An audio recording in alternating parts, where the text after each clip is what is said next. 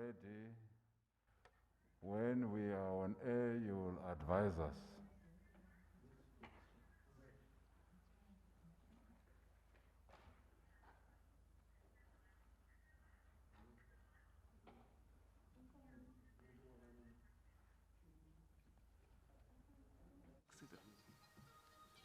Where is it?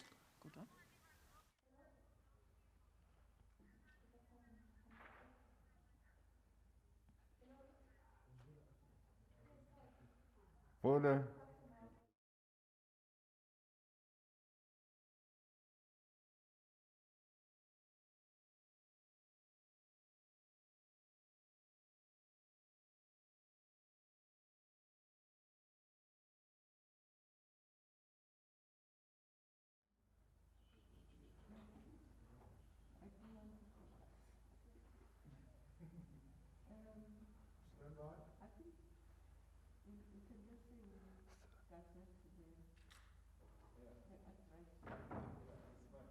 Yeah. Thank you very much, colleagues, and to the public who are listening to this broadcast. We are sorry for just a little minutes late start. Our apologies. Before we start, we would like to also add our condolences to the Mandela family for the loss of their daughter, Zinzi. We would like to pass our sincere condolences as government. Having said that, following the address to the nation by the President yesterday, we will now be appraising South Africa of the regulations that we will be putting in place as it relates to the address that the President made. I will not be the one to do that. We have Minister Nkosazana Dlamini Zuma and Minister Ronald Lamola who will speak to that item. May I now call Minister Nkosazana Dlamini Zuma.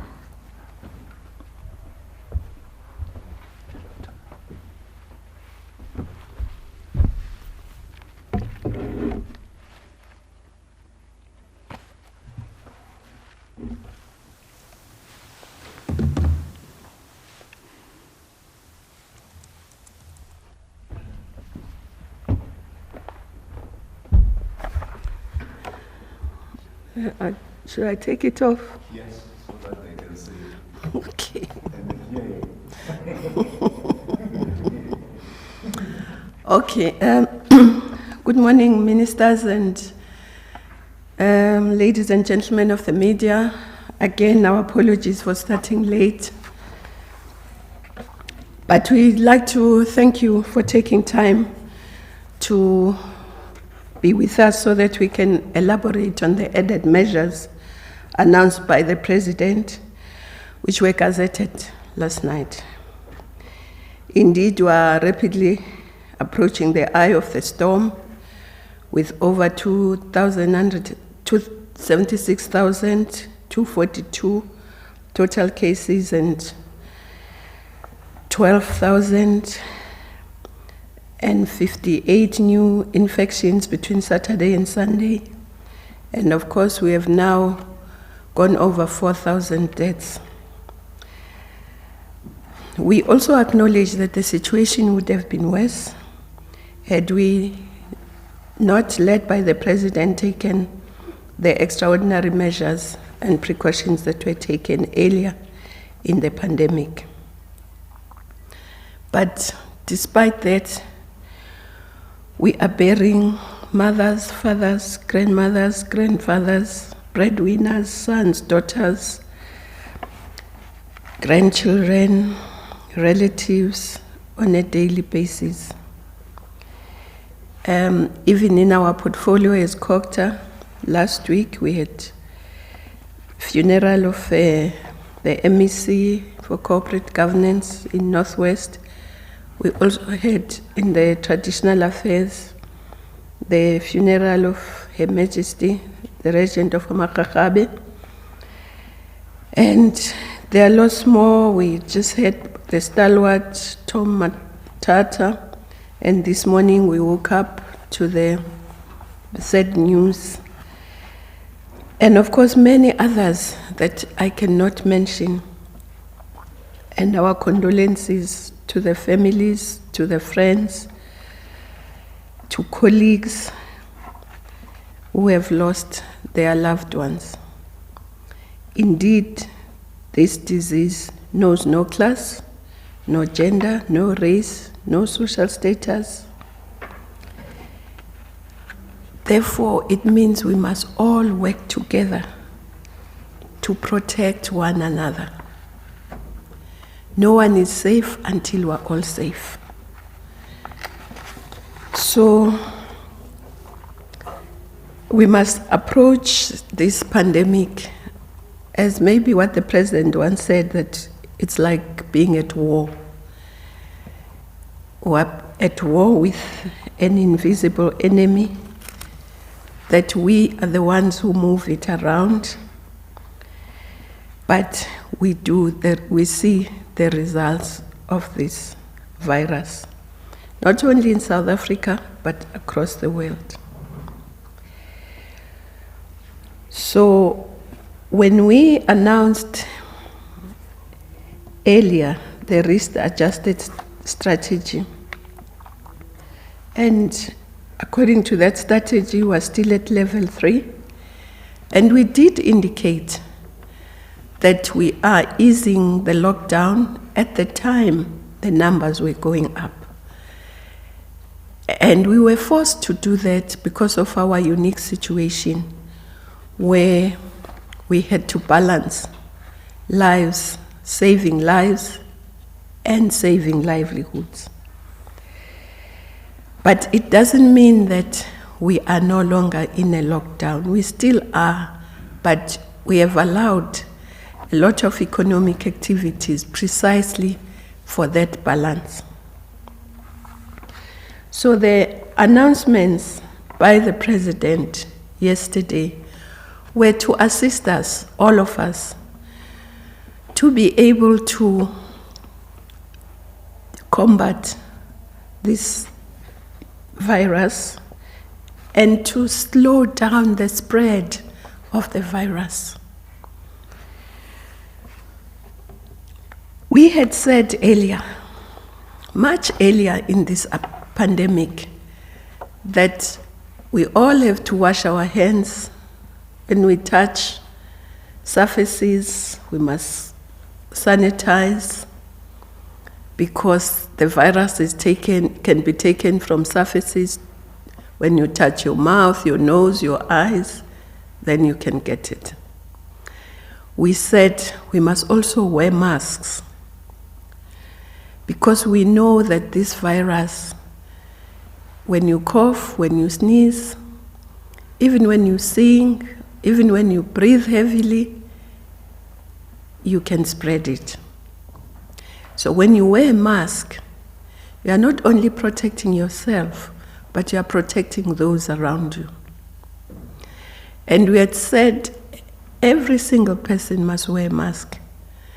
And if you don't have a formal mask, you can take a scarf, you can take a shawl, you can take a t-shirt, you can take a piece of cloth, you can put it around your nose and mouth to protect everyone. So the President announced that now that is mandatory. Everyone is now it's mandatory to wear a face mask, because it is one of the measures that is at our disposal to protect ourselves and to protect people around us. So, the provision in the regulations now says the mandatory wearing of the face mask or any face mask, cloth mask, or anything that you can use to cover your mouth and nose whilst you are in public. And it also says that you can't enter transport, any form of transport, public transport, without wearing a mask. So the drivers must make sure everyone who enters their transport has a mask. But it's not only the responsibility of the driver. Us as passengers, we must also make sure that nobody comes into the taxi where we are in without wearing a mask. It must be a collective responsibility to ensure that everyone does wear a mask. Not only in transport, but when you go into any public space, you have to wear a mask.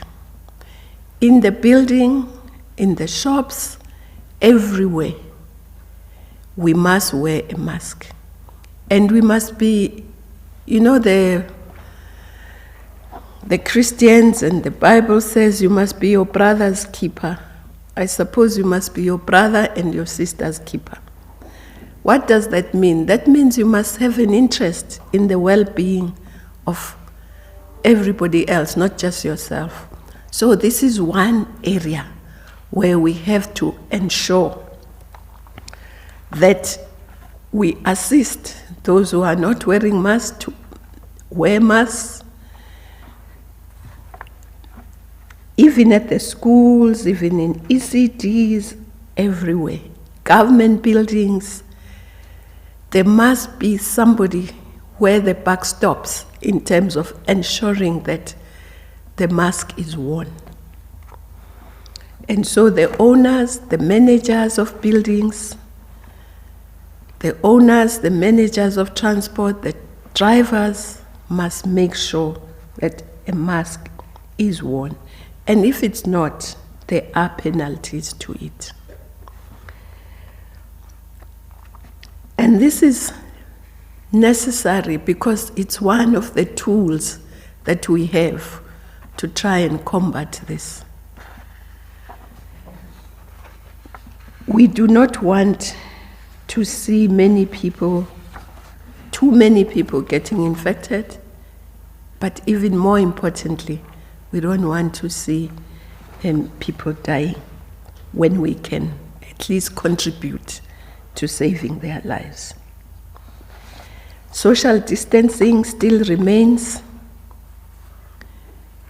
and it's also all our responsibilities. It's not just one person's responsibility that social distancing is kept. And social distancing is kept not only when you are sitting in meetings, but it means that we should avoid activities that lend themselves to not keeping to those responsibilities. That's why social activities are still not allowed. Social gatherings are still not allowed. So one of the things that we know becomes difficult when people are sitting together enjoying to continuously wear masks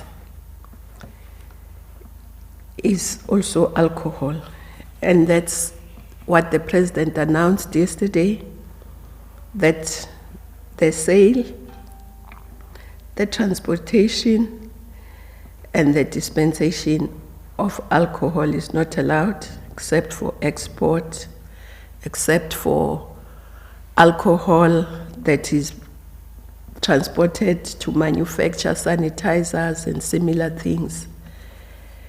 And also when the companies who produce it have to take it to the depots, but alcohol will not be sold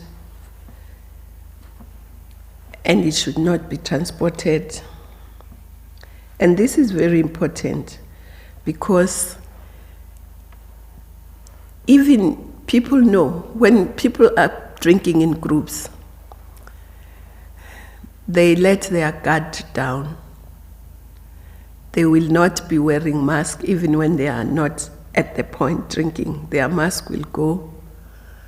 And then even the social distancing will go. And then the spread will happen. And we've seen it in many instances. So it means, in itself, the way it socially brings people together. It discourages people from using masks, social distancing, sanitizing. But more importantly, when people have taken liquor, they get drunk, they indulge in irresponsible behavior. Some of them become violent, start fighting, killing each other, or even at home, they become violent.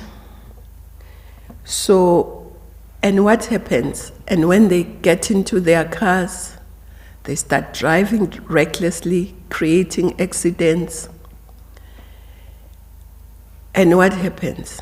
Those people have to be rushed to hospital who are either injured in car accidents or people who are injured in the fights.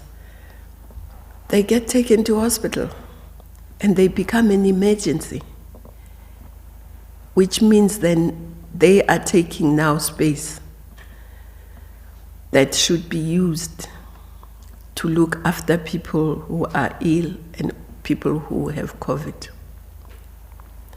Some of them may need theaters, some of them may need ICU beds, ventilators, and taking away from those who are ill and who need it from COVID. But not only that, but they also take away the medical personnel who should be in ICU looking after people who have got COVID and other diseases. Now they have to attend to those. So what happens then? ICU gets full, beds in hospital get full, and then people who would need those beds will not have access to them. It is for that reason as well that the cabinet has decided that we need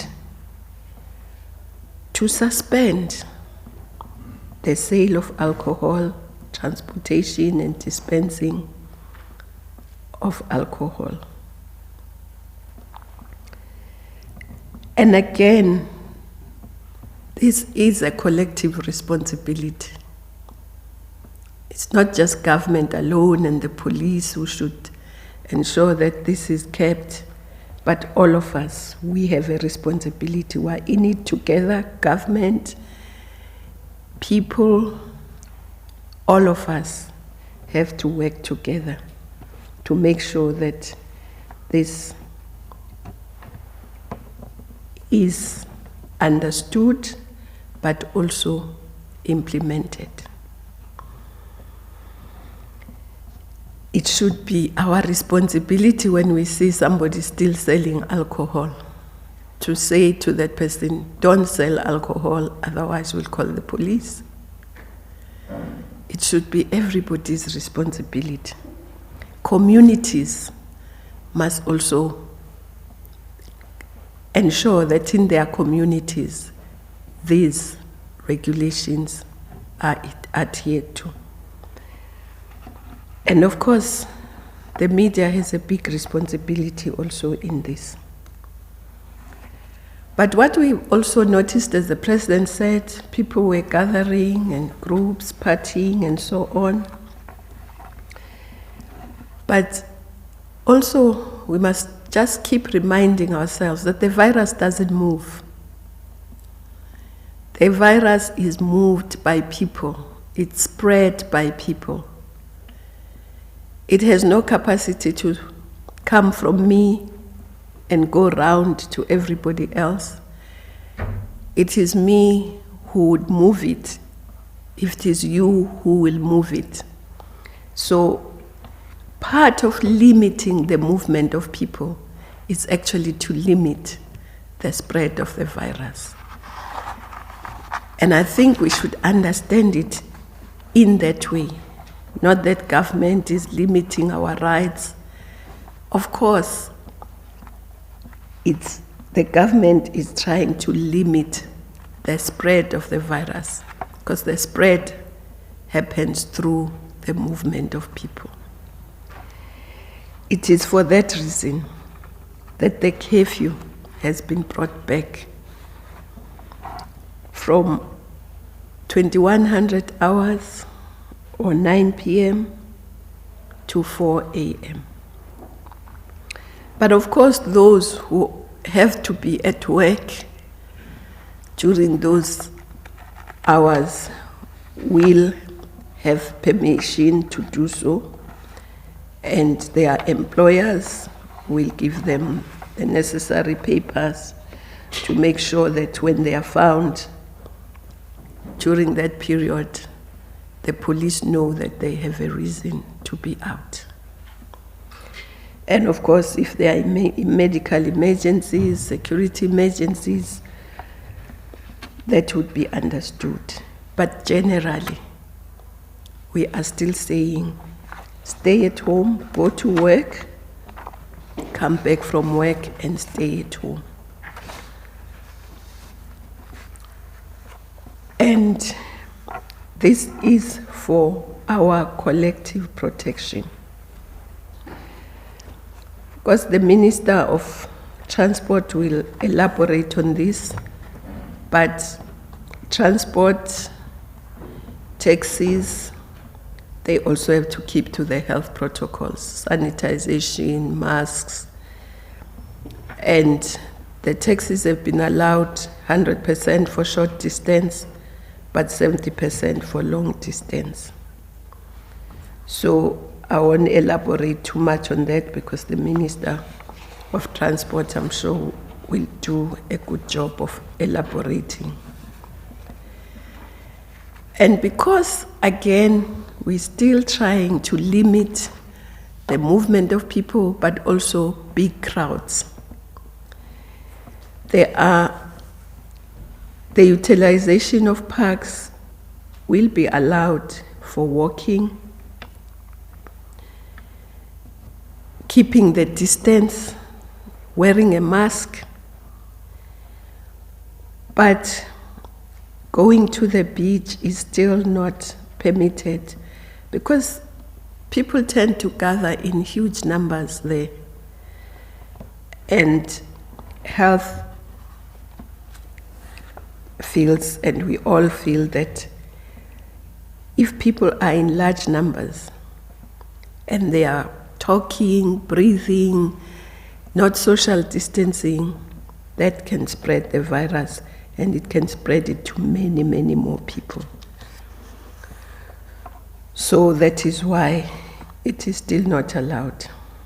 And also visiting family is still not allowed because just by its very nature, when you get to a friend, to a family place, the instinct is to come near them.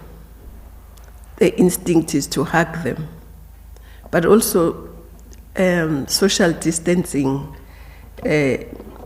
doesn't usually happen. But more importantly, is the intergenerational nature of also families and friends. Because younger people could be all over, walking about, working, and they may be carrying a virus, sometimes not even knowing they are asymptomatic, but they visit an elderly mother, aunt, grandmother, uncle, or whatever, and find that they then contract the virus and have very serious illness, and sometimes they pass away. We've seen that is very possible. Remembering that we, from WHO, from our own experts here, have been announcing that people who are over 60 must remain at home as far as it's possible because they are at risk of the virus. And we have been saying people with comorbidities, and we know that comorbidities tend to be more prevalent in the older age group. So they are more at risk, not only of getting the virus, but also of getting a much more serious virus, and the mortality rate rises very quickly with age. From 60 upwards, it gets worse and worse and worse. So it is for that reason that we are still not allowing the visits, except under exceptional circumstances, if there's somebody ill, if there's a death, or those are understood. The interprovincial travel is still not allowed except under special conditions, going to a funeral or going on a work trip or business trip. Why? Because we know that the areas that are densely populated tends to be the areas that are economic hubs, but they are the ones who have even more infections. You can see what's happening in Gauteng, you can see what's happening in the Cape, you can see what's happening in Durban, and in the Eastern Cape along the sea, those cities. So, but because of that movement, we are seeing other provinces that initially were not having many infections. Now their infections are also rising pretty quickly. So this is why interprovincial visits will still not be allowed except under those conditions. And of course, we just want to clarify the issue of hotels, bed and breakfast, lodges, and all those kind of accommodation, that they are not allowed for leisure. It's only for quarantine purposes, isolation purposes. If you are on a work trip or on a business trip, they are open for that, but not like just saying, I'll call my kids and my cousins, let's go and stay in a lodge and enjoy our best lives. No, that is still not allowed. And of course, auctions are being allowed, but under very strict protocols. And I think the relevant ministers will also elaborate on those. But I also just want to stress that this is really the fight against COVID. In the world, I think we're number 25 in terms of population size, but already we're number 10 in the number of cases, and in the number of cases a day, you are even more advanced. So we need to take every measure, do everything to really protect this beautiful nation of ours. Ngizothi nje qaphu futhi ngesiZulu ukuthi sila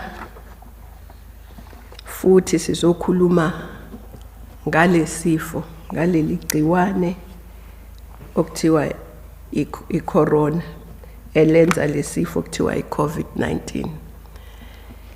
I-COVID-19 siyayibona iyadlondlobala, isigcwele yonke indawo, ithatha imphefumulo eminingi yeyihlobo, yabangani, yabalingani. Ziningi ihlobo, baningi abantu asebedlulile emhlabeni ngenxa yaso lesifo. Manje sifuna ukugcizelela ukuthi yonke izinto menyezelo umongameli izolo ezokusiza siyisizwe ukuthi sibhekane nalempi esibhekene nayo. Yimpi lesibhekene nayo okubhlungu ukuthi sibhekene nesitha esingabonakali. Leli gciwane libonakala kodwa imphumela yazo siyayibona. Ayimihle. Siyabona abantu bayashiya emhlabeni. Kodwa kufuneka sikhumbule ukuthi leli gciwane alikwazi ukuhamba lisungeze lingene kuwo wonke umuntu. Lihanjiswa abantu. Lihanjiswa yithina. So uma thina singazithiba, uma thina singahamba ngoba kufanele, siye endaweni ngoba kufanele, ingekho enye indlela, singakwazi ukuthi leli gciwane sithi ukulikhalima. Umongameli umemezeli izolo ukuthi ukugqokwa kwesifonyo lesi esivala umlomo nekhala sekuwumthetho, akuseyona into ebesisho nje ukuthi kwenzeni, manje sekuwumthetho. Uma ungaqinwa umthetho siyazi-ke ukuthi kwenzekani. Kuthiwa ke noma ungenayo imask awukwazi ukuthi uthi hayi mina ngihamba nje ngomlomo wami nekhala lami livulekile emphakathini ngoba nginayo imask. Ungathatha noma yini onayo, ungathatha noma i-t-shirt onayo, noma iskipo sinayo, noma isikhafu onaso, noma yini onayo uyifake la. Uvale umlomo namakhala. Wenzelani? Wenzela ukuthi uziphephise kuleli gciwane. Kodwa wenzeli kuphela ukuthi uziphephise wena. Wenzela ukuthi uphephise nalabo abaseduze kwakho ohamba kubona. Ngakho ke uhulumeni uthi awukwazi ukungena eTaxini noma ebhasini noma esitimeleni ungasifakile lesifonyo imask. Umshayeli kufanele angakuvumeli ungene. Kodwa nabantu abaseTaxini kufuneka bangavumi umuntu angena engayifakile imask. Mayise ngenile futhi eTaxini kufanele ahlale igqokile azayofika la iyakhona. Lesifo sifuna ukuthi sithandane, sibhekane, sikhuzane. Mawubona nje ngihamba lapha emgaqweni ngafakile imask, akufanele ukuthi umsebenzi wamaphoyisa iwona azombona. Kufanele ukuthi Minister Nkosazana kwenze njani iphi imask? Khipha le bhanti oligqokile ulifake la emlonyeni libe imask. Ngoba aningazi noma ngihamba nje lesifo anginazo. Nami ngenzeka ukuthi angazi noma nginazo noma nginazo. Kodwa aniphephisi mina kuphela, niziphephisa nani. So ila kufanele ngempela manje sithandane, sikhuzane, sibonisane. Mawungena ebuilding elisebenza umphakathi, kufanele ukuthi umnikazi webhilidi noma lowo omanager lelo bhilidi enze isiqiniseko sokuthi akekho umuntu ongena kulelo bhilidi engafakile imask, engasanithayizile. Akekho umuntu ongena kulelo bhilidi athi mayisengenile akhumula imask ayihambele nje. Fanele umuntu angene efake imask, ahlale egqoka imask. Nami ngikhulumule nje ngoba nisuke nithi angizwa mangigqoka imask. Ngokomthetho nje bekufanele ngabe ngigqokile noma ngikhuluma. So sekuyicala ke ukungayifaki imask. Sekuyicala ke ukuthi singene la Union Building singefakile ama-mask. Noma ikuphi, noma kusesitolo, noma ikuphi la kukhona khona umphakathi, imask iyafuneka. Njengoba ngisho lokho kwenzela ukuthi igciwane lingabhebhetheki. phakathi kwethu sivikelane nathi sizivikele ngoba akekho phephile uma sonke singaphephile. So sonke kufanele sibe naleyo ngqondo ukuthi angiphephile abanye mabengaphephile, abaphephile uma mina ngingaphephile. So angiphephile uma nina ningawafakile ama-mask, aniphephile uma mina ngingayifakile i-mask. Kufanele ukuthi sibe naleyo ngqondo.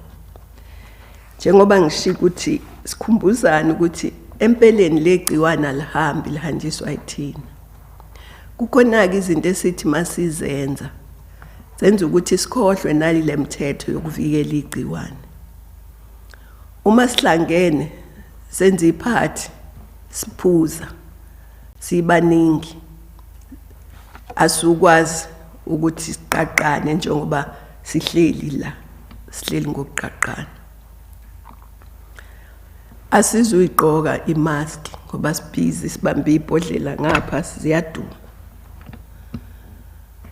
Sizophefumula, sikhwehlele, sithintane, igciwane lona litholi indlela yokuthi ligcwale. Enye into eqoqa abantu ukuthi benze lezo zinto utshwala. La khona utshwala abantu bayaqoqana. Bajabule. Mase bejabulile sebephuzile abanye sebedakiwe kuqala inkathazo. Inkathazo yokuthi abayigcina imithetho yokuvikela igciwane, inkathazo yokuthi baqala balwe balimazane kube isiphithiphithi. Uma sebehamba la kade beqoqene khona sebengene emotweni zabo sebeshayela umayithanda la emgaqweni sebelimaza abantu aba-innocent. Sekwenzekani? Sebeye esibhedlela. Mabefike ezibhedlela belimele, bekwaziwe, bedutshuliwe, beshayiwe, sebeye isimo esiphuthumayo, sekuyi-emergency. Sekufanele manje kubhekwe bona. Sekufanele ukuthi odokotela nonesi nabanye bagijime beze kubona bashiye iziguli lezi eziphethwe i-COVID neziphethwe ezinye izifo. Sekufanele mhlawumbe abanye baye theater, abanye sekufanele baye ICU, baye critical care, kusho ukuthi abantu abayidingayo lembheda basayitholi. Nabalingizwa iy'moto ngokunjalo. Ngakho-ke sizama ukuthi njengoba umongameli eshilo ke siyeke ukuthengisa nokushushumbisa utshwala nokukhipha utshwala nje ake sibiyeke. Akusho ukuthi sithi sibiye kunonke, sibiyeke okwesikhashana kusekhona legciwane sisalwa nalempi. Awekho amasosha athi elwimpi abephuza utshwala edakiwe azolwa kanjani? Sonke samasosha manje okulwa nalesifo. Ngakho-ke sonke kufuneka sihlale si right ukuthi yonke into yokulwa nalesifo sibhekana nayo. So utshwala-ke abusezuthengiswa, abusezutransportwa, abusezukhishwa noma ikuphi. Senzele ukuthi imbhede ezibhedlela ibe khona uma abantu begula. Senzele ukuthi odokotela nonesi babe khona makufika abantu abagulayo. Nako lokhu akufanelanga ukuthi si organize ukuthi no as-organize mina bengisenabo nawe ubusenabo sangayenza iphathi ake sibhekane nalesifo. Makade usenabo uyobona msubiza abantu ukuthi bazophuza ngoba kuzuba mnandi masubizwa ngamasonto amabili ezayo sekuthiwa uzomncwaba lo muntu ngoba wathola iCovid kade umbizile ephathini. Noma kwawena sekwenzeka into enjalo, siyanicela nje sonke nje ake sizwane, sithandane, sikhuzane nje. Mawumbone omunye bheke eceleni umkhuze. Enye into ke ehambisa isifo njengoba ngishilo, ukuhamba kwabantu.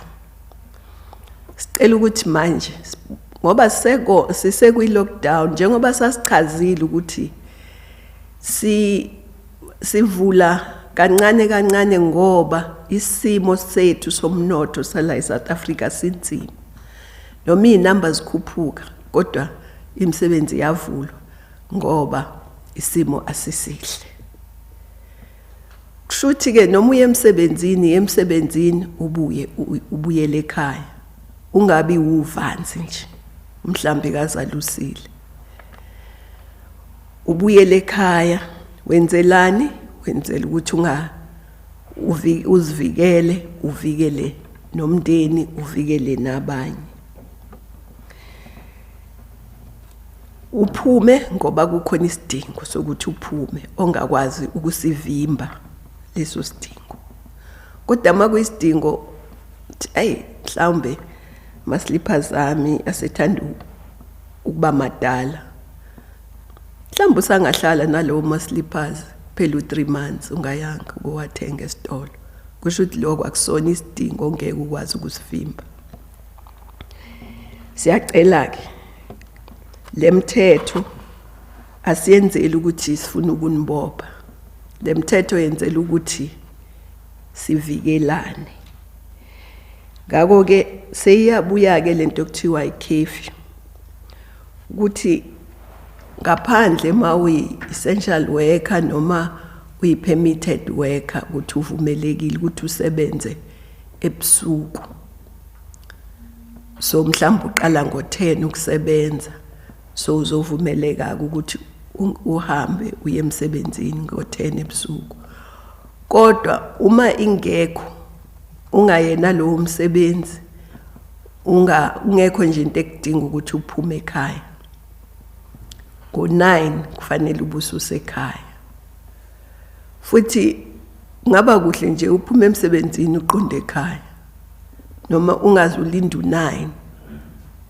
Phume nje emsebenzini ube umama, usisi, ubhuti, ukhulu, ubaba othi mephume emsebenzini aqonde ekhaya. Siyacela ke ngempela ngoba sizama ukuthi sinciphise ukuhamba kwabantu ngoba ukuhamba kwabantu ukuhamba kwegciwane. Ukuhamba kwabantu kusakazeka kwegciwane. So sizama ukuthi lokho kuhamba kunciphe.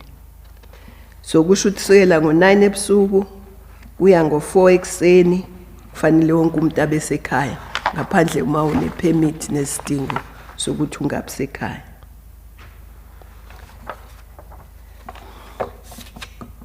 Okunye futhi ukuthi mani hambe emateksini mawuhamba indlela emfushane ingagcwali itaxi 100% akasho 150 kusho 100 ingagcwali itaxi ibe 100% kodwa mawuhamba indlela ende kufanele ibe 70%. Lokho kuzochazwa kabanzi umphathiswa ophathiswe ezokuthutha. So angizugxila ke kakhulu kona ngoba usazofika akhulume kabanzi ngako. Njengoba ngilongcizelela ukuthi igciwana lihambi lihanjiswa yithina, lisakazwa yithina. So indaba yokuya emapaki kuthi umuntu angaya emapaki mangabe ukuthi uthatha iwalk noma ya exercise kodwa agcina imithetho yokuthi kuqaqanwe, agcina imithetho yokuthi kufakwe imask. Ngaphandle ke mawenza ama exercise anzima adinga uphefumule kakhulu kodwa uminister wezempilo uzochaza ukuthi imaphi lawo ma exercise ongavunyelwa ukuthi ngesikhathi uwenza uyikhiphe imask. Uzochaza kabanzi enze nama directions kuleyo ndawo. Kodwa nje mawuye epark uyowalka, uyowenza nje exercise, uvunyelwe, kodwa kufuneka niqaqane imask konke lokho. Kodwa ukuya olwandle akukavunyelwa.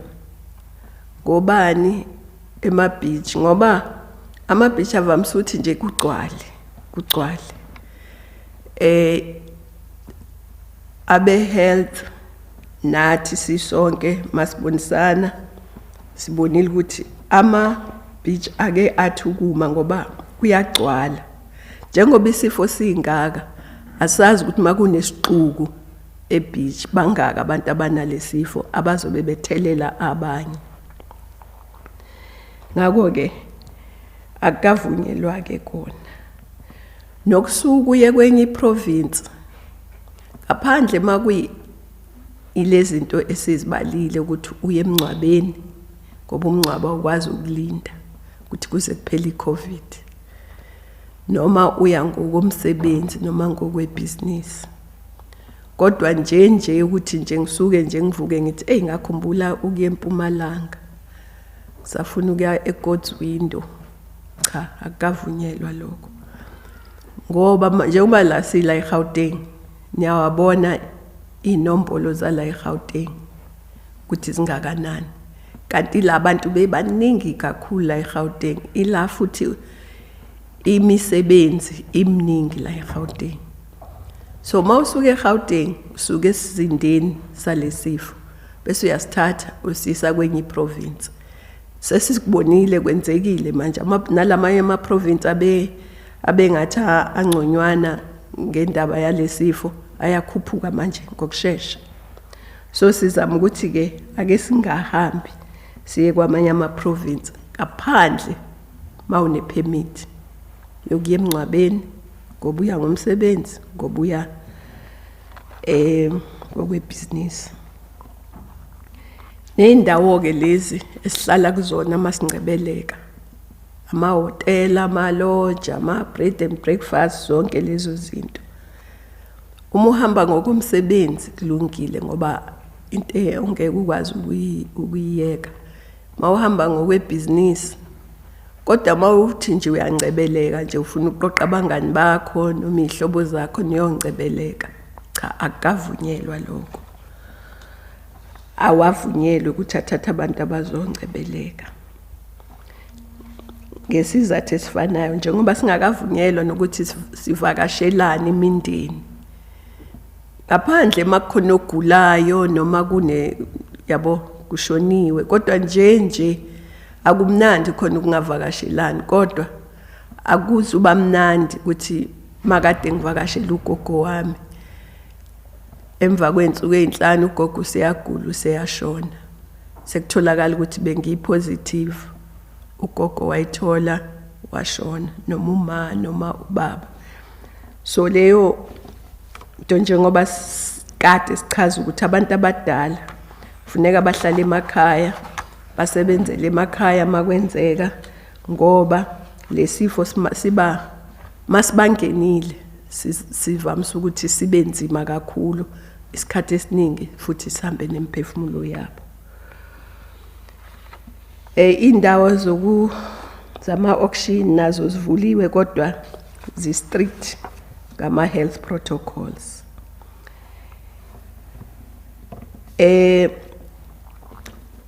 Le mithetho-ke esiyibekile njengoba umongameli eshilo ukuthi isiyasebenza, i-curfew kuphela ezoqala ngo-9 namhlanje, le neminye vele isiyasebenza. Kodwa-ke kungenzeka ukuthi mhlambe masenza le mithetho khona esingakubhekisisanga kahle, mhlambe singakunakisisanga kahle abantu abafuna ukukuphawula. Sizogazetha i-address lapho, i-email lapho abafuna ukuphawula bengaphawula khona, sizoyigazetha khona namhlanje. Sithumele nakubaba uMthembu nithumelele nani.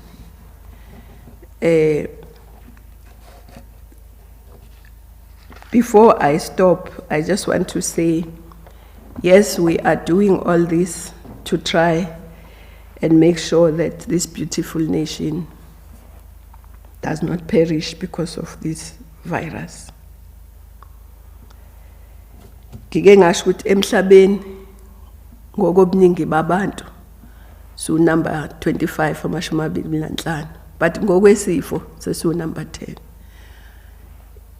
Ngeyinamba zabantu asebenalesifo. Kodwa masiya ngokuthi inamba zabantu ngelanga abathola lesifo siphambili kakhulu, mhlambe sila ko 5. So kubalekile ukuthi siqine. So we are going to gazette an email where if people feel that there are things that maybe we didn't look at, maybe there are things they want to comment on, they can comment. We will gazette the email. Actually, I have it on my cell phone there. I'll also give it to Minister Mthembu to announce it, so that those comments can be directed to that email.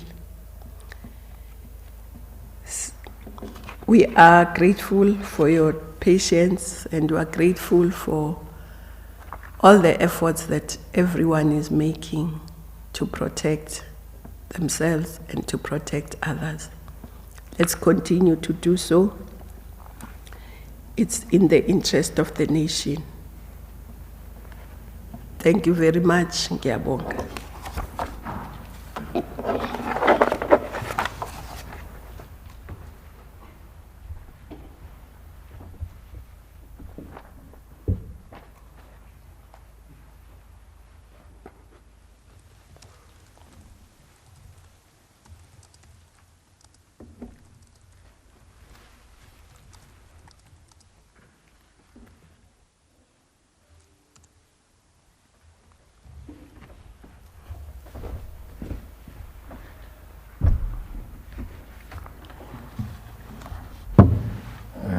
May we once again thank Minister Nkosazana Dlamini Zuma, and also repeat what and confirm what she has said, that all the decisions and regulations that we put forward, we publicized yesterday, and that she has spoken to, all those are from cabinet. These are regulations that have been agreed upon by the cabinet of the Republic of South Africa. That will include everything, of course, that Mam Nkosazana said, and everything that the president said. Those are decisions of the cabinet of the Republic of South Africa. Having said that, we will now take questions. We have created a possibility of our media colleagues to interact with us through a WhatsApp so that they can ask their questions. They will not be able to call directly because we are in a facility that doesn't have the direct call infrastructure. But all media colleagues, I know that all of them are having our WhatsApp number. They will be able to ask questions, and I can assure you, Mam Nkosazana, they would have asked questions already now. So let's hear from Nongcebo. Nongcebo, so ikhona imibuzo sisi? Yes, Minister, there are many. There are many. Yeah. Yes. Yeah. So, as Nkosazana said, the comments by South Africans on what we have said and what we said we're going to do, if there are any additions that they would like us to do, by all means, but we will make available the email address where such comments can be directed to. Nkosazana has just sent me. We will also send them to you, Nongceba, so that the entire media fraternity will then have the email address where comments can be said. Can we then hear the questions? Nadia Hannibal from Netwerk Verentondag is asking, regarding the regulations prohibiting family to visit elderly, especially those who are in old age homes, how is this justified in light of taxis being allowed to travel with 100% capacity when the elderly are not allowed to visit, are not allowed even one visitor? Is this not an infringement on their human rights? The second question from the same person is government planning to patrol roads and people moving around more stringently now?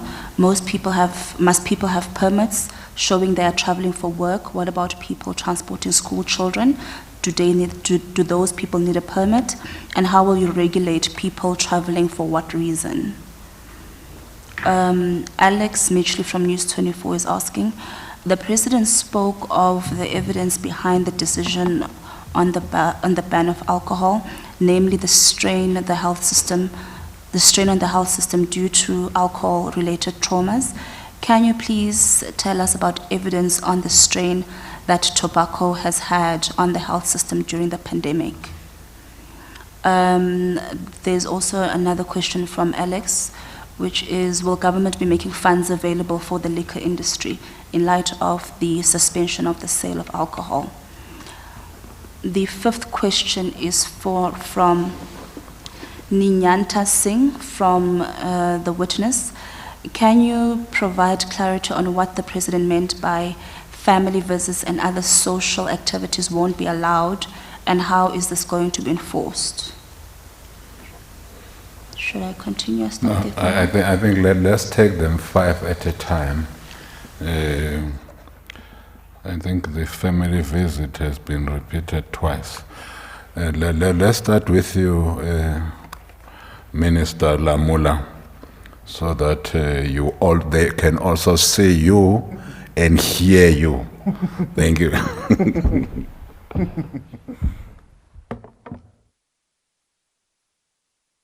Thank you very much, Minister Tembu, Minister Dlamini Zuma, members of the media, and the participants and listeners, viewers at home. The issue of family visits, I think she has already explained the rationale with regard to the intergenerational mixture that it could cause, given the fact that we have already given an advisory that the elders, particularly those above 60, should stay at home. It therefore goes without saying that those of us who are still energetic and young, moving around, working, we therefore poses a risk when we go to, particularly the families where the elderly are, to visit and interact with them, because you will understand that in the house or in the family, it is an unregulated space where anything is happening, and the propensity to hug, to kiss, to do many things within the family, it's a very high possibility.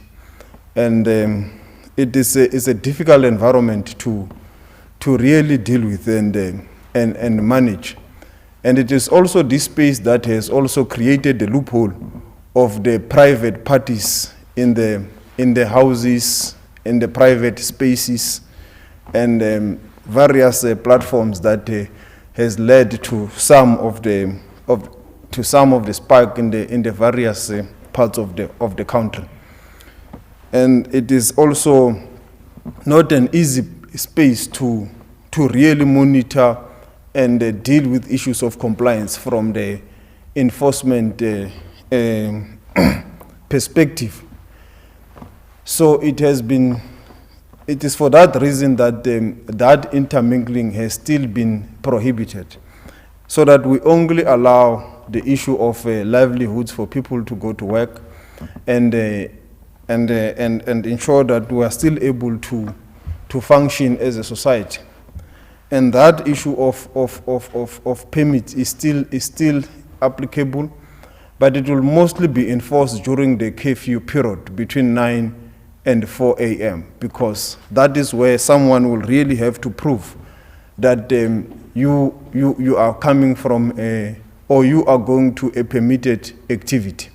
So during the day, there are still many other things that can be done, which may not really need a permit, like going to a mall, going to a doctor for an emergency or to consult, and the various activities that do happen during the day. So mostly at night, that is where between 9 and 4, this issue will be mostly enforced to explain. But even during the day, if there is a need in public places and so forth, you could be asked, where are you going and so forth, because it is important for us that wherever we leave our places of residence, we do have a reason. If it is not necessary, let's stay at home and do our responsibilities, whatever that we can be expected to do, if it's possible to do it from home. And I think the last thing I could just add is with regard to the consultation that Minister did allude to, that we deem it necessary that people can still make their comments into the regulations, but the regulations are applicable with an immediate effect. We are doing this to ensure that we still get the views of the various members of the public and South Africans on various issues. And it has also been found that this method of consultation, particularly where it was impossible, such as this situation where we are in now, you can still consult while the regulations are in force. And there is, in reality, a very low requirement for us to really consult with regards to regulations, but because it's still a public debate whether that is necessary or not, we have decided that it is necessary that we do it, because some of these issues are still being debated in the various courts of our country. They may still be settled as a point of law. So at this stage, we have agreed that the public can still make the other any other comments on the regulations that they may deem necessary. On the other ones, I will leave it for the Minister of CoGTA. I think she is better placed to help with some of the health issues. Thank you.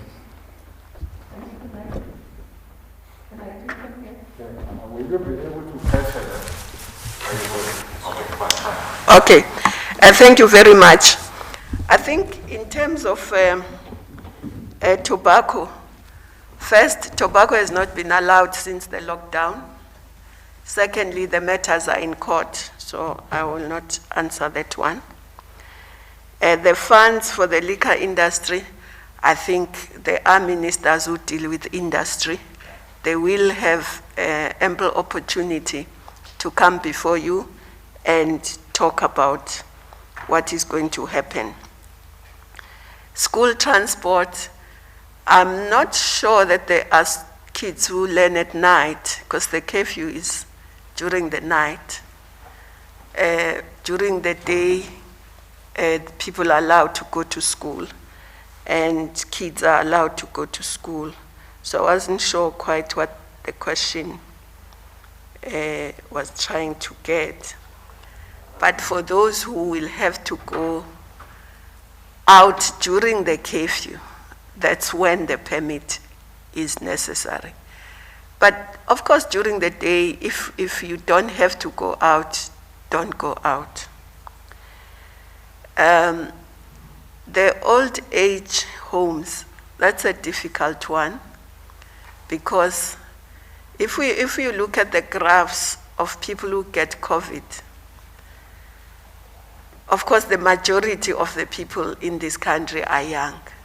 So the majority of people who get COVID are young, but the majority of those who die are the older ones.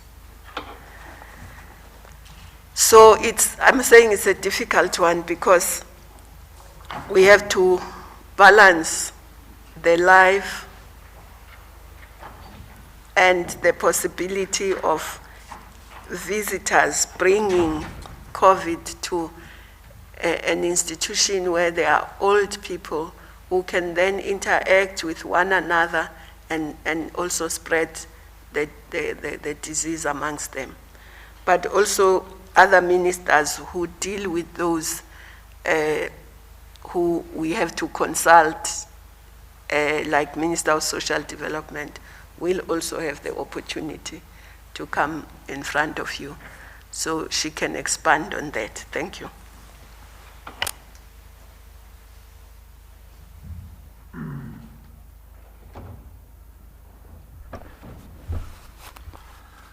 Thank you very much, colleagues. We will then take additional questions because we have indeed answered those. The Minister is correct.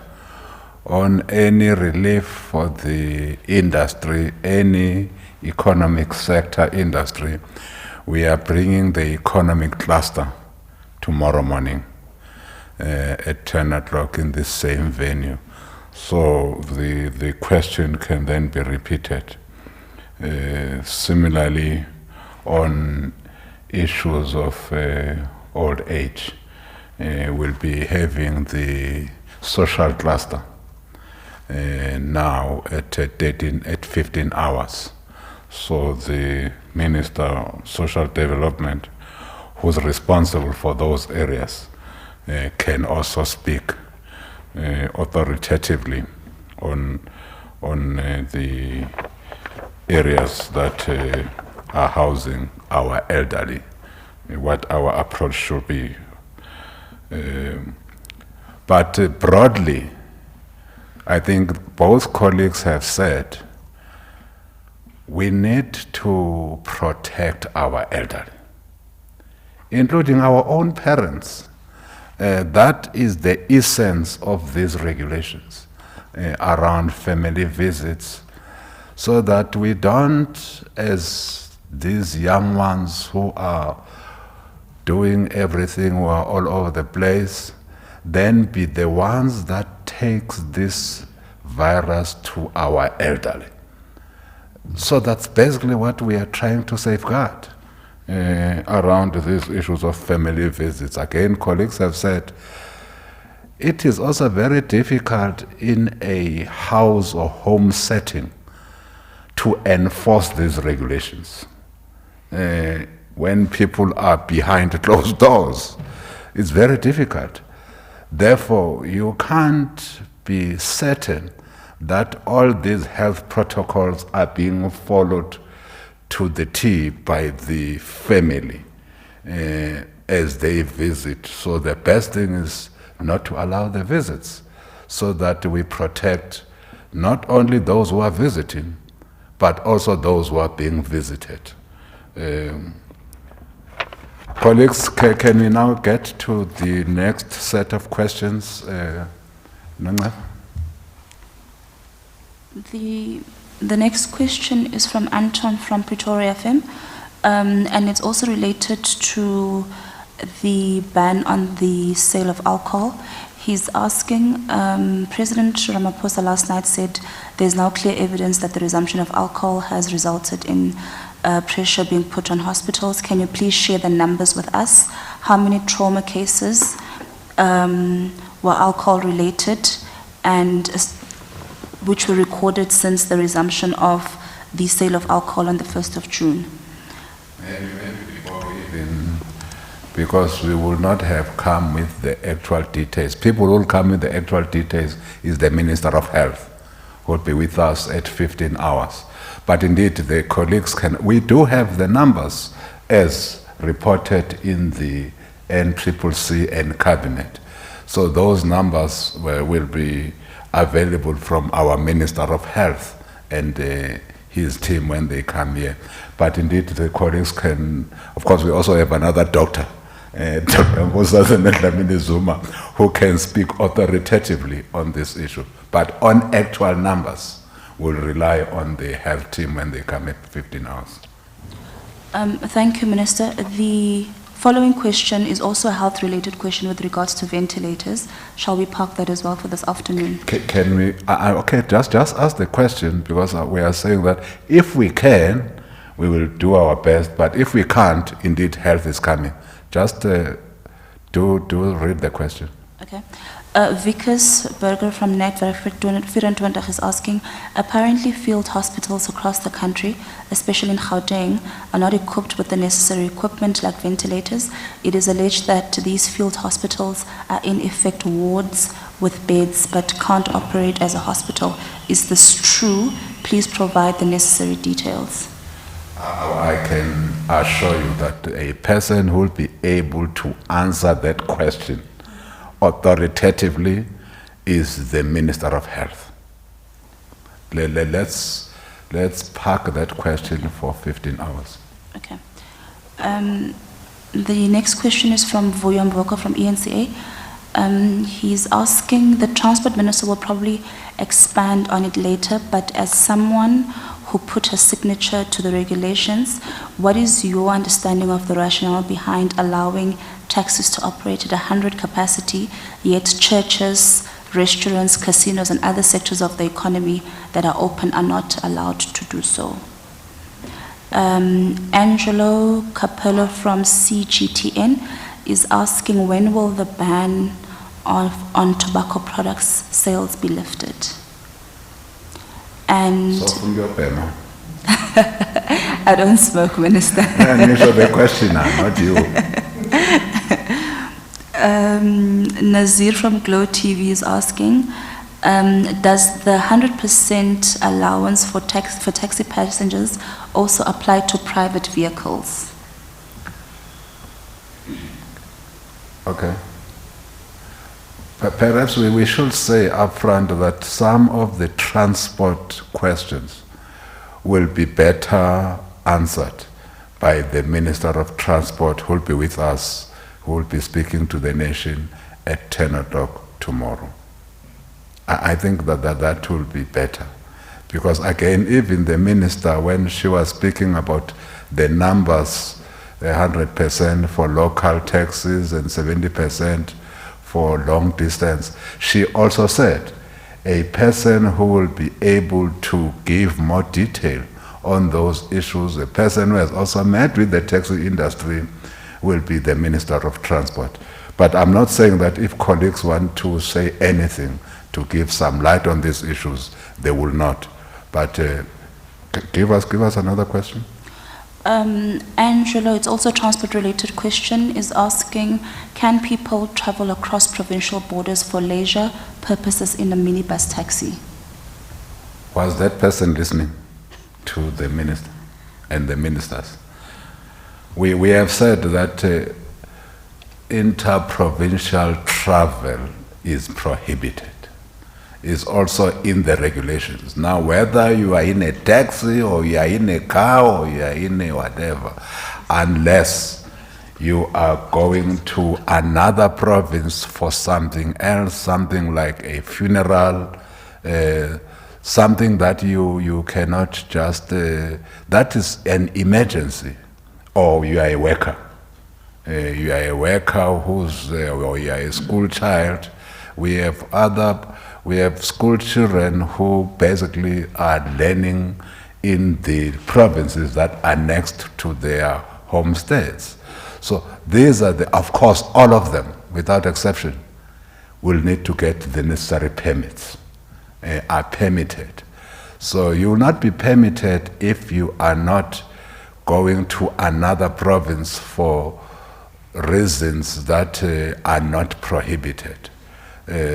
So you'll only go to another province if you are going there for reasons that are allowed by the regulations. And the reasons that we have said upfront are when there are deaths, unavoidable, of course, when people are going to those provinces for work-related purposes, or when people are going to those provinces for schooling purposes.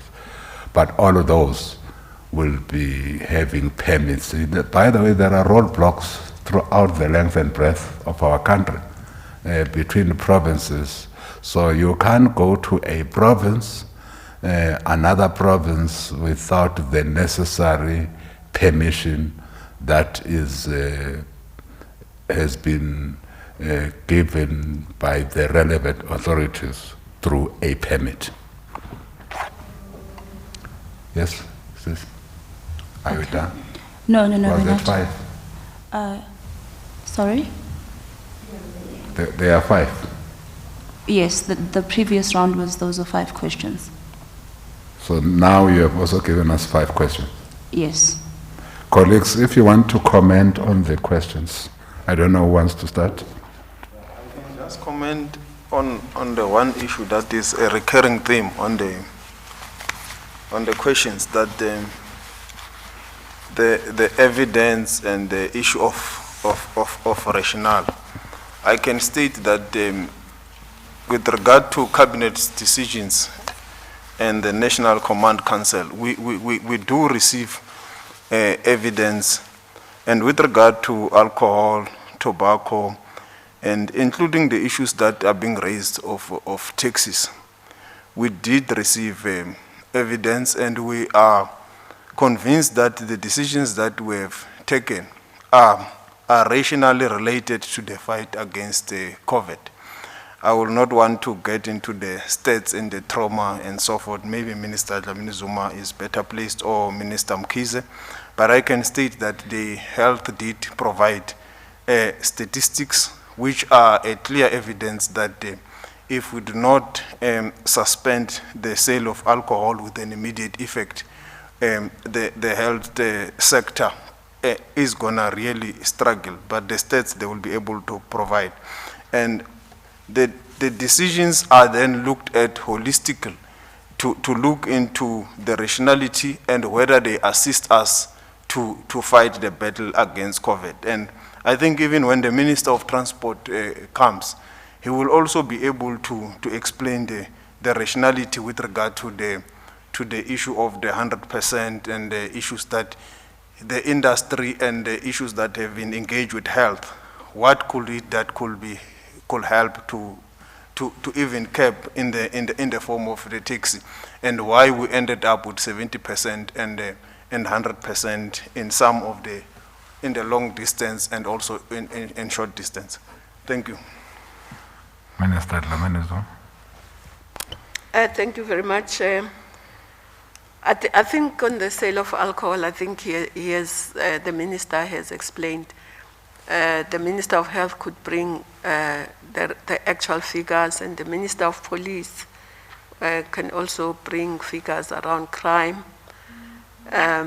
But let me also just add that we've even got letters from doctors who are dealing with these issues in that space, who had also written on these issues. So it's not something that is not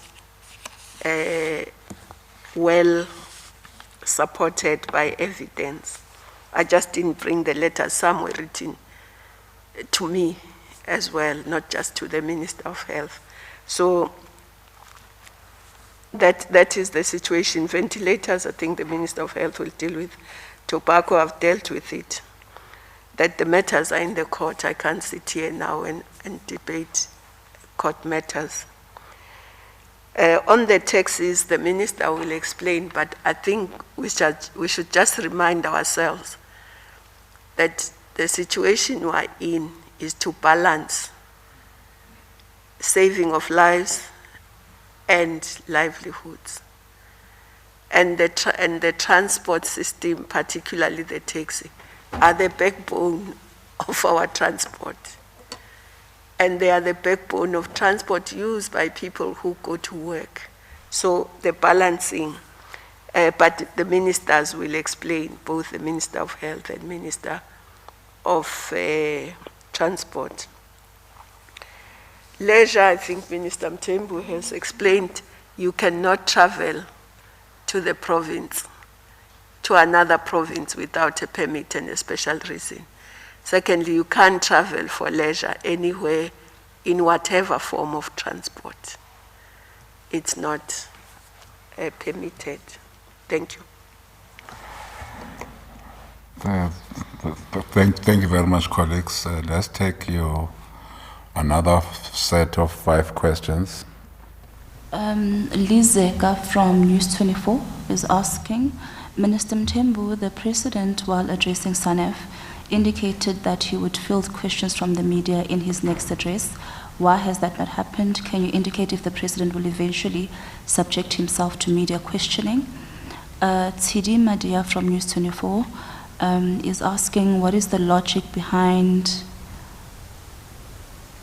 Oh, this question has actually been answered. It's also related to interprovincial traveling. I'll just skip that one. Vickers from News 24 is asking, do we understand this correctly? A person can get a criminal record for not wearing a mask in public. What is the fine or prison sentence for this, now that masks are mandatory? Christian Duplessis is asking, how will government take into account the comments made by the public directed to the email address to be published in the Gazette, and how will the process work to finalize the comments, to analyze the comments? And Nazir from Glow TV is asking, will funerals be allowed after 9 p.m. given the fact that Muslims bury as soon as possible, and sometimes that is also in the evening? I have 2 more. Can I just have the 2 more? Yeah. Okay.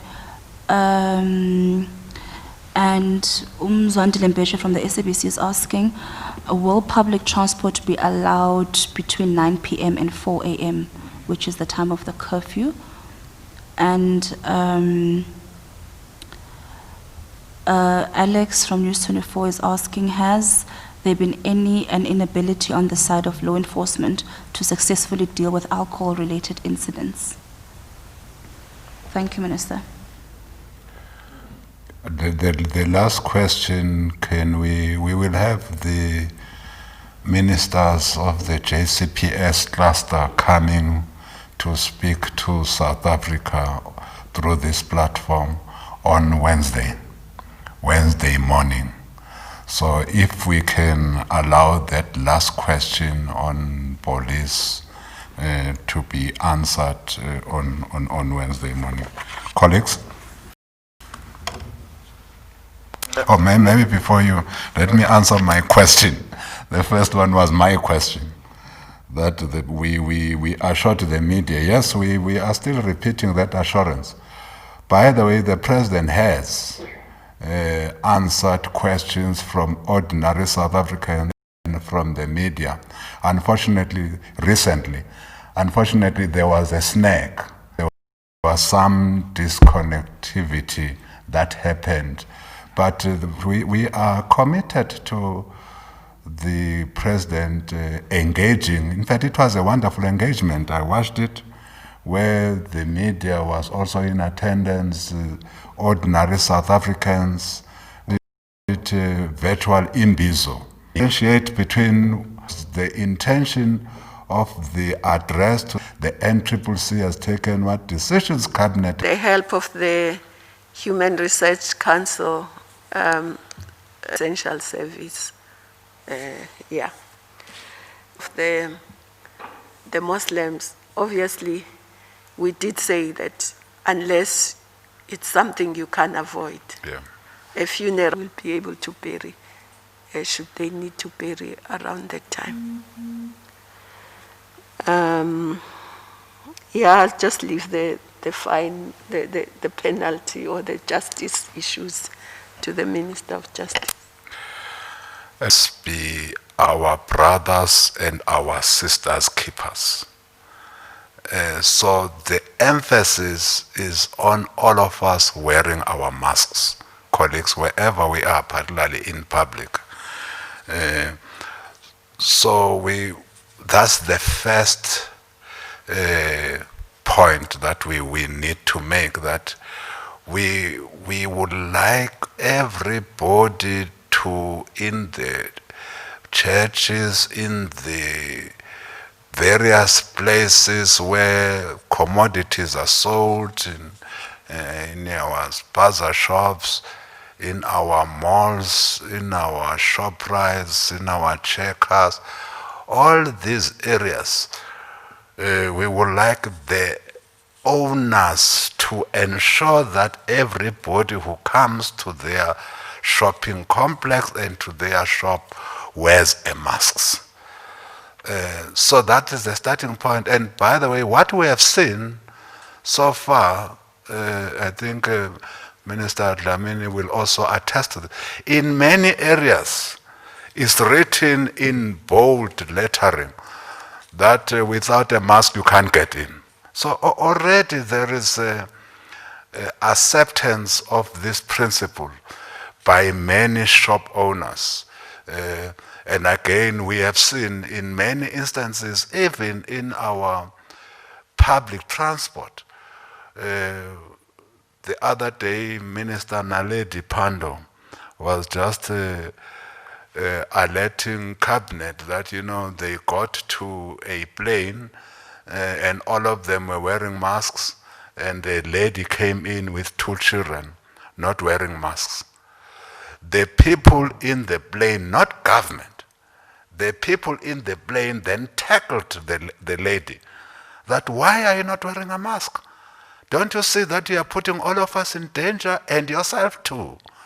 And of course, she then reached out to her bag, got the mask, put the mask on, and assisted her kids as well with the mask. So that's the community and social mobilization that all of us must reach out to, so that when you are not wearing a mask, I think Nkosazana forgot something around the ban of the smoking of tobacco in public places.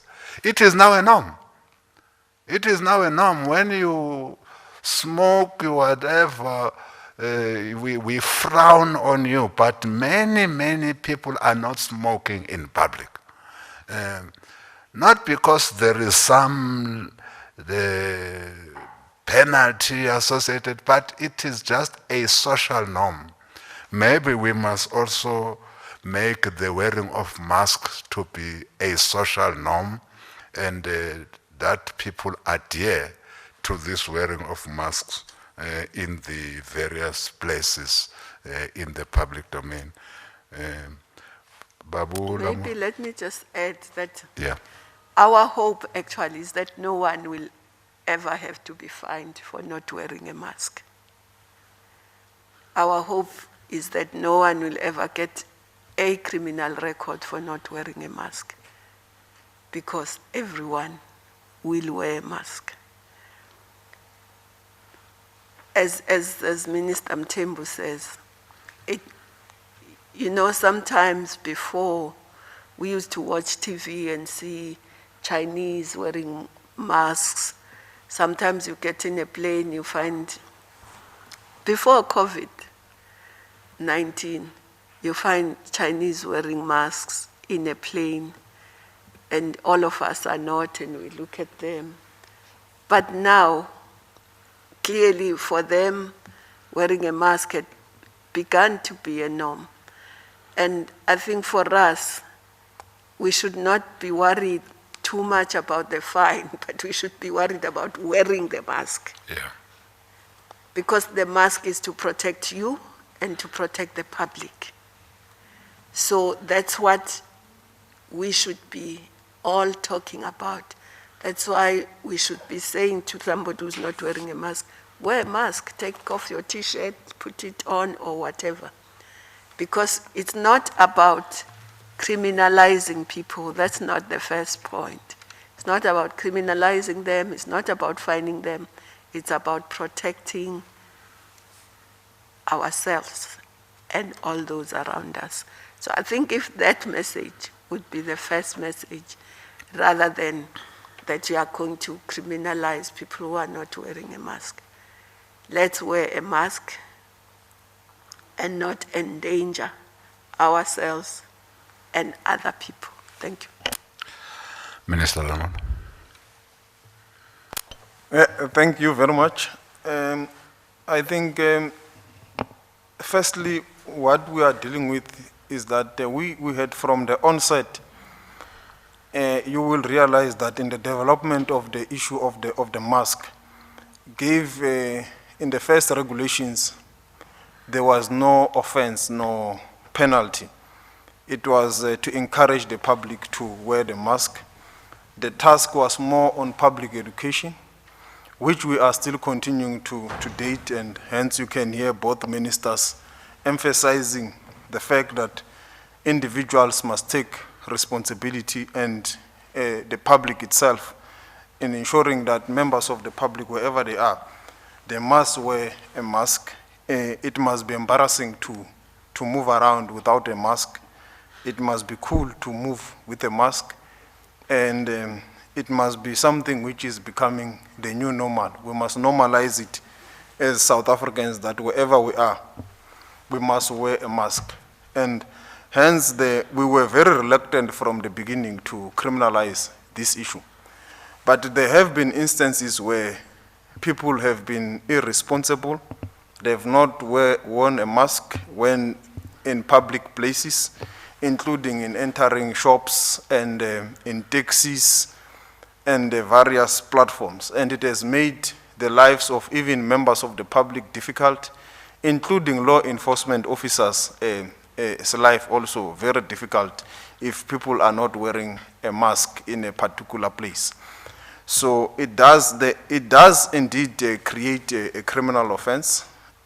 So the current, as it stands, it does not differentiate between the fine and an imprisonment. Both of them do give you some kind of a criminal offense, and it's something which we are still dealing with. But at this stage, that is what it is. That is the law. And with regards to individuals, at this stage, we are still at the level where it is compulsory, but the obligation and the duty has been put on store managers, owners, building owners, and those that are responsible of various places where members of the public can congregate or find themselves in.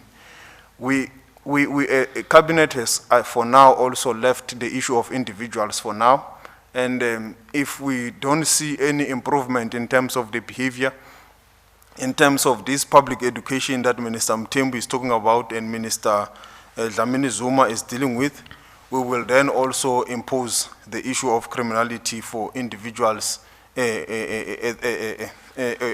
duties and obligations to wear a mask. But at this stage, the obligation and the duty is on those that are responsible as compliance officers for buildings, like here in a government department or in a private company, the manager or whoever is a compliance officer. If it's a church, whoever is responsible. If it's a funeral, whoever is responsible to organize and all those. So that is where the duty and the obligation is. And I think it also goes with the spirit that we are all our brother's keeper and our sister's keeper, that we all have a responsibility to remind each other if we are not wearing a mask. And I must state that it's a decision that has not been taken lightly, but it has been necessitated by the various misdemeanors that has been found, that there are instances where even people in shops, they defy that they can't wear a mask. There is nothing that the shop owner can do because it is not a law.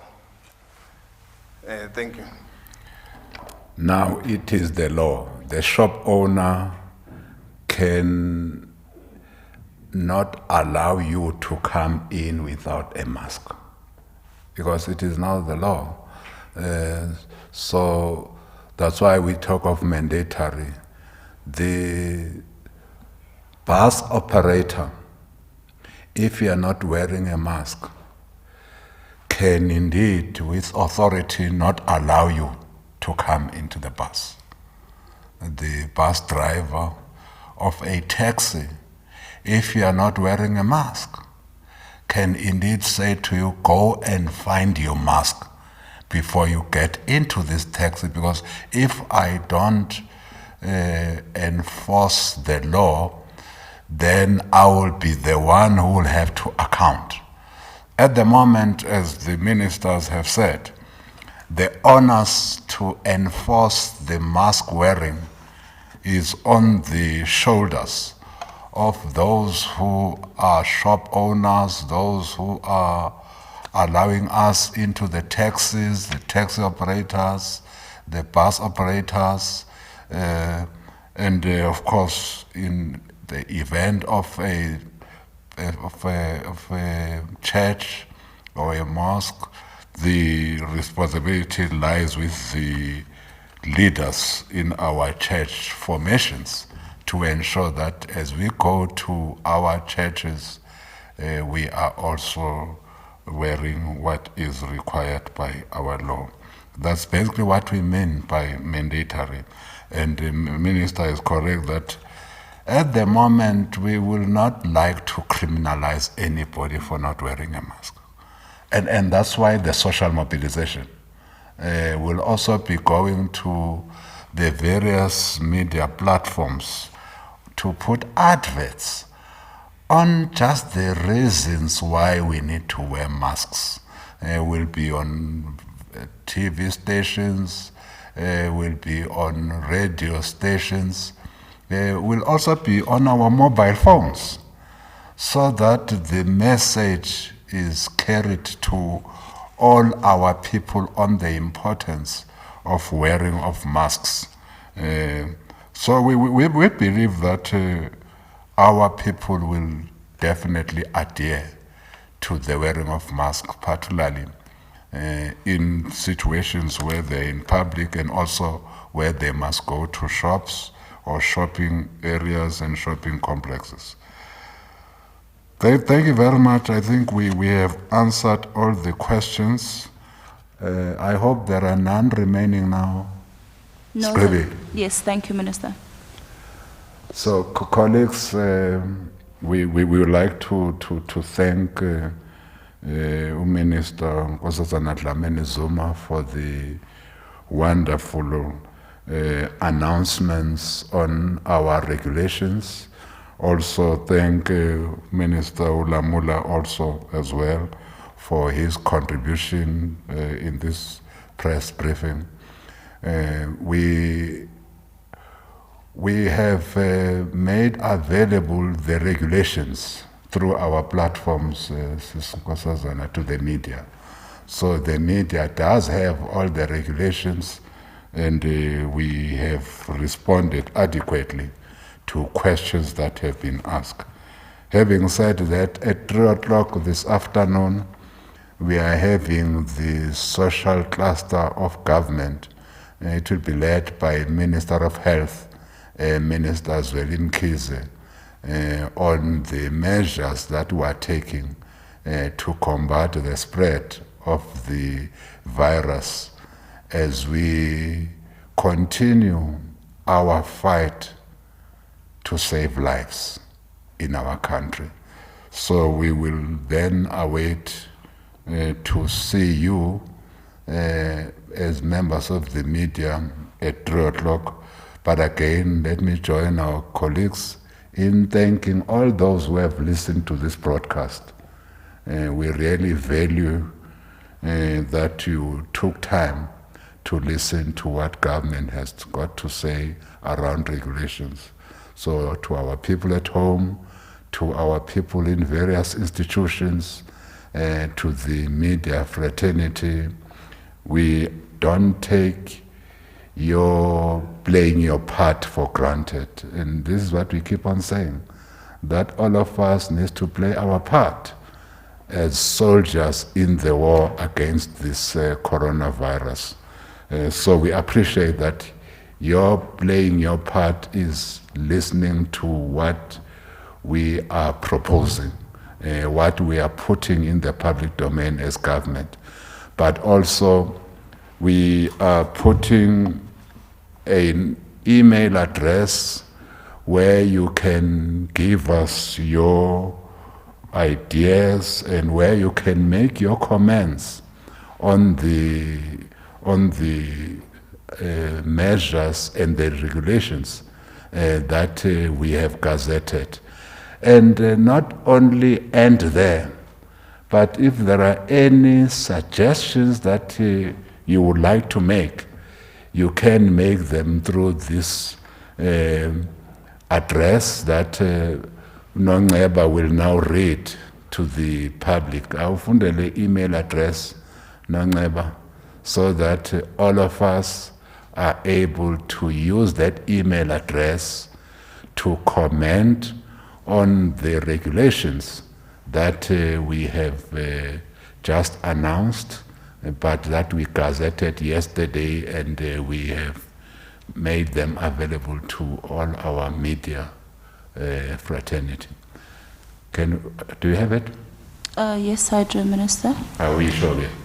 It is yshean@hsrc.ac.za. Can we repeat the address again? Is it not Y-Stream? No, this It's Y? it's, oh, is it? Oh, yeah. The address that we are announcing now is for comments, public comments on the regulations, by the way. Any comments that you like to make on the regulations, I'll request that we repeat. We repeat why the address. Yeah, no, apparently the one that I just read is not the correct one. It's comments at CoGTA.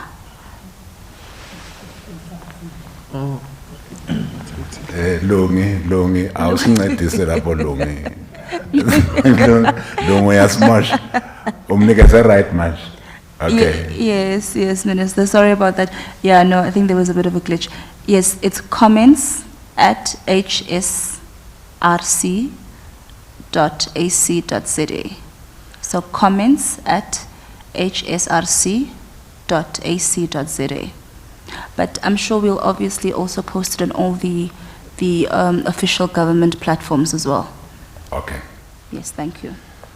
That's the address that comments can be directed to on the regulations, because we would like our people to also participate and make us wiser on the regulations that we have promulgated. So it's comments at hsrc.ac.za.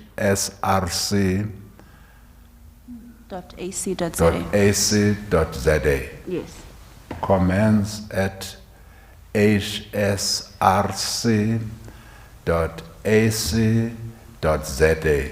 So that's where comments can be directed. I hope you have given us the right one. Look, that's the correct one. Yeah. So that's where comments can be directed on the regulations that we have gazetted, and also on the regulations that we have spoken to here through this platform. We will await your comments so that we are able to get your views on these regulations. This is what we call public consultation. But it's called public consultation. So we are consulting, and so that you can make your own comments on this. You want to say something, sis? NgesiZulu inhlolovo sihlola uvo lomphakathi. Yes. Yebo. Sivile ngesiZulu kuthiwa inhlolovo. Sihlola uvo lomphakathi ngala regulations eseswafake emthethweni esisanda ukukhuluma ngawo manje, and in English we call it consultation with the public consultation. Colleagues, thank you, Minister Nkosazana Dlamini Zuma. Thank you very much, Minister Ronald, Lamola. Thank you very much to our people at home who are listening here. At 15 hours, we are back here again with Minister Zweli Mkhize and other ministers in the social cluster. Thank you, and thank you very much. Thank you to you, Minister, and all the ladies and gentlemen of the fourth estate of the media. Thank you, and thank you to the colleague who's keeping our health and making sure that everything is clean. Thank you. Awve, siyabulela. Enkosi.